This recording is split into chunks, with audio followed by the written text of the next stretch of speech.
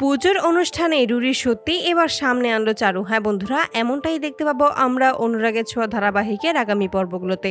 বাড়িতে যখন পুজোর আয়োজন করা হয় ঠিক তখনই সকলে মিলে ক্ষিপ্ত হয়ে যায় দীপার ওপরে। চারু সকলের সামনে দীপার ওপর ক্ষোভ প্রকাশ করলেও মনে মনে এটাই চাইছে যেন এখানেই সকলের সামনেই রুডির মুখোশ আজকেই খুলে দেওয়া হয়। কতদিন এভাবে রুডির কাছ থেকে সোনাকে সে বাঁচিয়ে রাখতে পারবে, আগলে রাখতে পারবে, সেটা সে নিজেও জানে না। চারু তখন দীপাকে টেক্সট করে জানিয়ে দেয় যে সে যেভাবেই হোক আজকেই ওই রুডির পর্দাফাশ করতেই হবে, ওই রুডির মুখোশ সকলের সামনে খুলতেই হবে, তা না হলে আমি কতদিন এভাবে সোনাকে বাঁচাতে পারবো আমি সঠিক জানি না। রুডি বারবার সোনার কাছাকাছি আসার চেষ্টা করছে, লাবণ্যকে ভয় দেখিয়েছে, সুযোগ পেলেই লাবণ্যকে ও মেরে ফেলবে। তখনই দীপা বলে তুমি কোনো চিন্তা করো না, আজকেই ওই রুডির মুখোশ খুলে যাবে।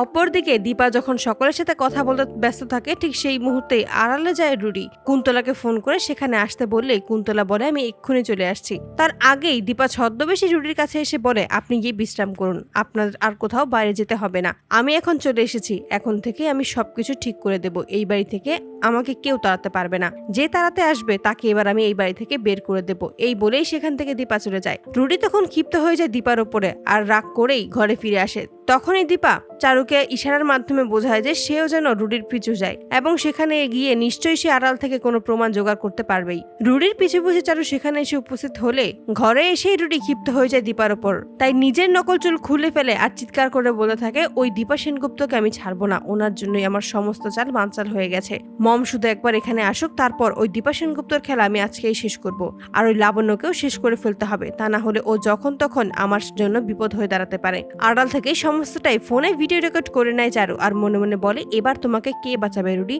এবার তোমার সত্যি সোনার সামনে আসবেই, সোনা নিজের ভুল বুঝতে পারবে, তারপর তোমার কি হয় তুমি শুধু সেটাই দেখবে।